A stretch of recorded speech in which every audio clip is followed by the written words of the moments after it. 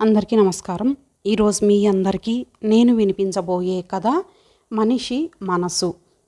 రచయిత ప్రభా గారు. ఇక కథలోకి వెళితే, అరుణ గారు మీకు ఫోన్ అటెండర్ వచ్చి చెప్పి వెళ్ళిపోయాడు. ఆఫీస్కి వచ్చి ఒక గంటన్నా కాలేదు. తనకి ఫోన్ ఎవరు చేసి ఉంటారు? తను వచ్చేసరికి ఇంట్లో అందరూ బాగానే ఉన్నారే? భయంతో సందేహంతో దడదడలాడే గుండెతో ఫోను దగ్గరికి వచ్చింది అరుణ. మీ ఇంట్లో ఎవరికైనా సుస్థిగా ఉందా? పక్క సీటులోని కమలాక్షి అడిగింది. మౌనంగా తల ఊపి ఫోన్ ఎత్తి హలో అంది కీచుగొంతుతో. అవతల నుంచి మాట్లాడేది ఎవరు అని వినిపించింది ఆమెకు. నేను అరుణను మాట్లాడుతున్నాను. మీరు? సందేహంగా ఆగింది. నా పేరు రాజశేఖర్. నన్ను గుర్తుపట్టారా? ఆ పేరు వింటూనే అరుణ ముఖంలోకి సిగ్గు తొంగి చూసింది. మీరా? అంది బిడియంతో తడబడుతూ. అవును, నేనే. గుర్తుపట్టారన్నమాట. మీకు అభ్యంతరం లేకపోతే మీకు కొన్ని విషయాలు చెప్పాలి. వీలవుతుందా? అతని గొంతులో అభ్యర్థన తొంగి చూసింది. నాతో మాట్లాడతారా? నాకన్నా మా వాళ్ళతో మాట్లాడితేనే బాగుంటుందేమో గొంతు పెగల్చుకొని అంది. మీ వాళ్ళతో మాట్లాడే విషయం కాదు, అది మీతోనే చెప్పాలి. ఎక్కడ కలుసుకుందామో చెప్పండి. ఇందుకు అభ్యంతరమైతే ఫ్రాంకుగా ఆ విషయం చెప్పేయండి. నేనేమీ అనుకోను. ఎక్కడ కలుసుకుందామో మీరే చెప్పండి. నెహ్రూ పార్కులో సాయంత్రం 6 గంటలకు కలుసుకుందాము. All right, thank you. తన సీట్లోకి వచ్చి కూర్చుంది అరుణ. ఆమెకు పని మీదకు పోవడం లేదు. ఫోన్ చేసిన వ్యక్తే గుర్తుకు వస్తున్నాడు పదే పదే. ఫోన్ చేసింది ఎవరు? మరలా అడిగింది కమలాక్షి కుతూహలంగా. మా మామయ్య గారు అబ్బాయి. అబద్ధాన్ని ఆశ్రయించక తప్పలేదు. అతనెవరో చెప్తే ఎందుకు చేశాడు, ఏం చెప్తాడంట అని అడుగుతుంది. అందుకే నోటికొచ్చిన మాట చెప్పింది. అబ్బాయి అంది కాబట్టి ఏ 10-12 అబ్బాయో అనుకుందేమో. కమలాక్షి మళ్ళీ మాట్లాడలేదు. తన పని చేసుకోసాగింది. ఒక ఫైల్ తీసింది అరుణ. కానీ ఆమె మనసులో ఎన్నో దృశ్యాలు తిరుగుతున్నాయి. 4 రోజుల క్రితం తనని చూసుకోవడానికి వచ్చారు. తనకప్పుడే పెళ్లి చేసుకోవాలని లేదు. ఆ మాట పెద్దవాళ్లతో చెప్తే చూసిన సంబంధం వెంటనే కుదిరిపోతుందా ఏమిటి? మీ అక్కకు 20 సంబంధాలు చూశాం. 21వ సంబంధం కుదిరింది. అలాగే నీకు కూడా ఇప్పటి నుంచి చూస్తుంటే మళ్ళీ సంవత్సరానికైనా నీ పెళ్ళి చేయగలుగుతానో ఏమో అన్నాడు తండ్రి.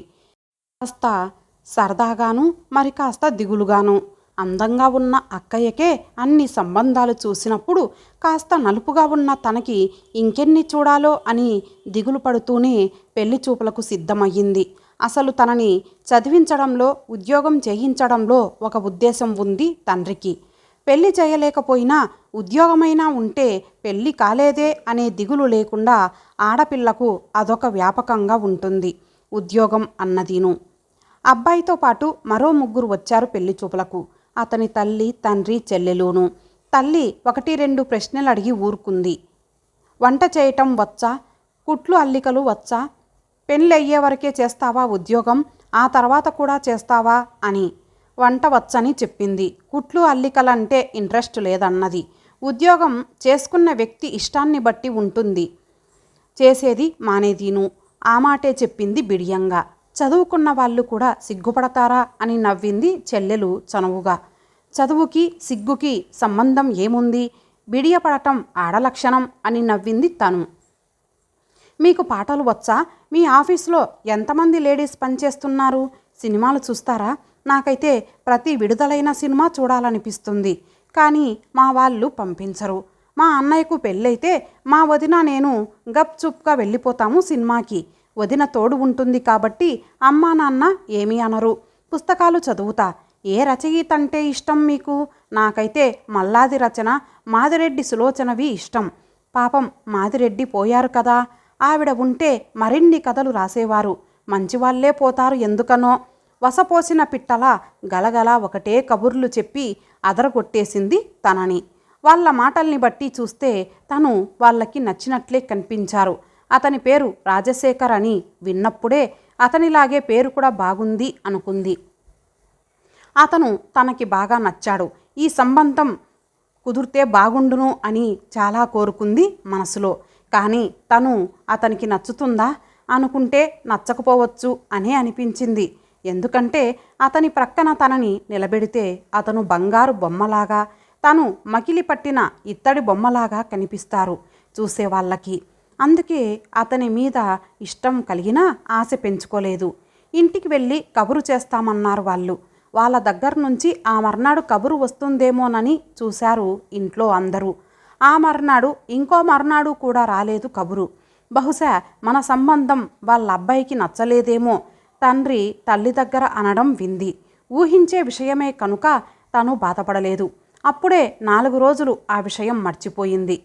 కానీ ఇప్పుడు అతను ఫోన్ చేశాడంటే అది మీతో మాట్లాడాలి అని చెప్పడంలో అంతరార్థం ఏమిటి అన్నదే అర్థం చేసుకోలేకపోతున్నది అరుణ.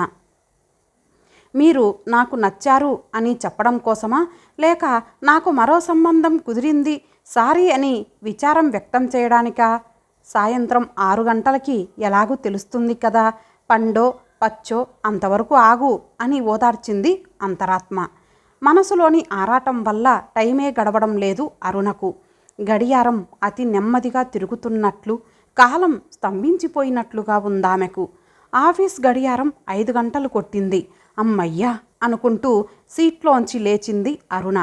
మా అబ్బాయికి రేపు బర్త్డే డ్రెస్ కొనాలి, షాపింగ్ చేద్దాము రావా అని పిలిచింది కమలాక్షి. ఇప్పుడు రాను అంటే 1,00,000 ప్రశ్నలు వేసి చంపుతుందని మారు మాట చెప్పకుండా ఆమె వెంట రెడీమేడ్ షాప్కి బయలుదేరింది అరుణ. కొనేది ఓ చొక్కా లాగు కోసం కొట్టంతా తిరిగేసి బోర్లేసి నానా హంగామా చేసి ఓ జత తీసింది. చాక్లెట్లు ఇంకా పండ్లు అవి ఇవి తీసుకొని టాటా చెప్పి వెళ్ళిపోయిందామె. టైం చూసుకుంది అరుణ. 6:15. బస్సు కోసం చూస్తే అక్కడికి చేరుకోవడం కష్టమని ఆటో మాట్లాడుకొని నెహ్రూ పార్కు చేరుకుంది. గేటు దగ్గరే స్కూటర్కి స్టాండ్ వేసి తన కోసమే చూస్తూ కనిపించాడతను. వచ్చారా అన్నట్లు చూశాడతను ఆమె వైపు. ఆ చూపుల్ని మరోలా భావించుకున్న అరుణ గుండె జల్లుమంది మధురోహలతో. కాళ్ళు కంపిస్తుండగా అతనికి దగ్గరగా నడిచింది. రారేమో అనుకున్నాను, మరి కాసేపు చూసి వెళ్ళిపోదామనుకుంటూ ఉండగా వచ్చారు. నా మాటకి విలువనిచ్చి వచ్చినందుకు ధన్యవాదాలు అందంగా నవ్వాడతను. ఎర్రని పెదవుల మధ్య నుంచి తెల్లని పలువరస తలుక్కుమన్నట్లుగా మెరిసింది. మనిషిలాగే నవ్వు కూడా అందంగా ఉంది. మనసులోనే అతని నవ్వుని మెచ్చుకుంది అరుణ. తనను రమ్మనమని ఏం చెప్తాడా అనే ఆసక్తితో అతని వైపు చూసింది. నేను చెప్పేది మీకు అప్రియంగా ఉండవచ్చు, బాధ కలిగించవచ్చు. నెమ్మదిగా రంగంలోకి దిగాడతను. పర్వాలేదు, ఏది చెప్పినా వినడానికి నేను సిద్ధంగా ఉన్నాను మనస్ఫూర్తిగా చెప్పింది. మన పెళ్లి జరగడం నాకిష్టం లేదు. మనసులో మాట చెప్పి ఆమె వైపు భయంగా చూడసాగాడు. ఏమంటుందో, ఈ మాట చెప్పడానికే ఇంత దూరం రప్పించాలా? ఫోన్లో చెప్తే సరిపోయేది కదా, మీ పెద్దవాళ్ళతో కబురు చేసినా సరిపోతుంది కదా అని కేకలేస్తుందేమో అనుకున్నాడు. అతను ఊహించినట్లుగా అరుణ ఉద్రేకపడలేదు, కోపంతో దిగులు పడలేదు. నాకు తెలుసు నేను మీకు నచ్చనని, మీ అందానికి సరియైన జోడు కానని అంది తల వంచి తగ్గుస్వరంతో. ఆమె నిజాయితీకి అతను ముగ్ధుడయ్యాడు, ఆశ్చర్యపడ్డాడు. క్షమించండి, పిలిచి మిమ్మల్ని ఇన్సల్ట్ చేసినట్లుగా ఉంది నా ప్రవర్తన. పశ్చాత్తాపడుతున్నట్లుగా చూశాడు. మీరు అందంగా లేరని కాదు నాకు నచ్చనిది, నాకు ఇప్పట్లో పెళ్లి చేసుకోవాలని లేదు. ఆ మాటే వాళ్ళతో చెప్తే వాళ్ళు విన్నారు కాదు.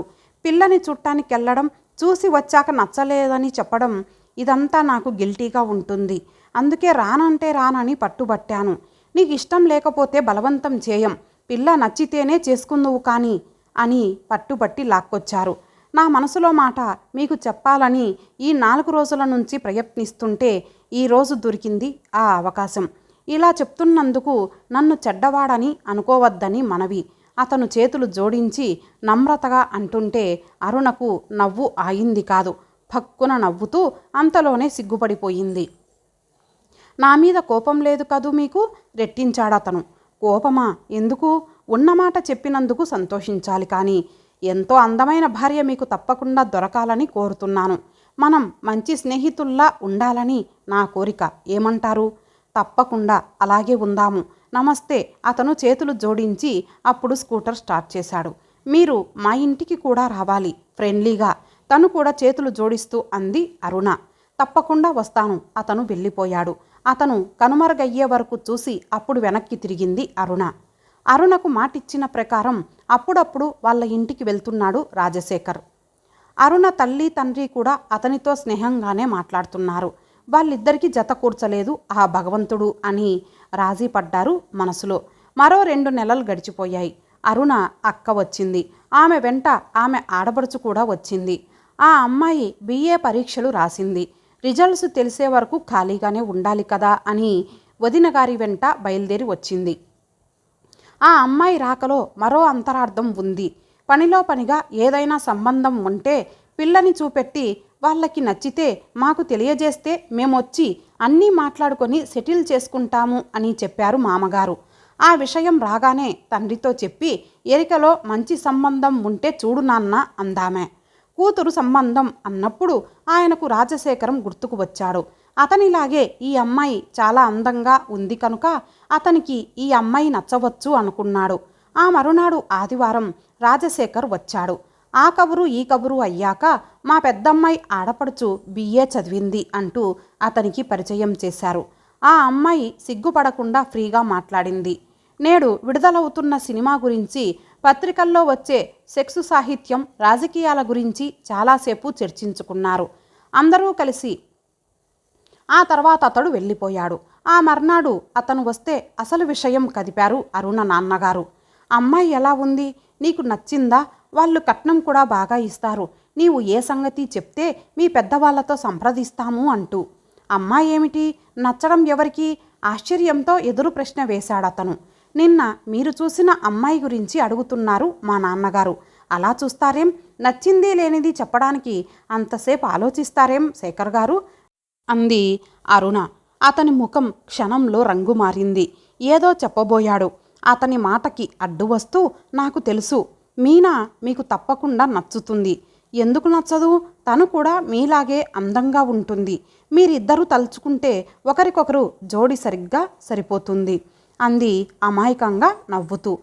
మీకు నచ్చినట్లే కదూ మా పెద్దమ్మాయి, మామగారిని పిలిపించమంటాను అరుణ తల్లి అంటూ వచ్చింది.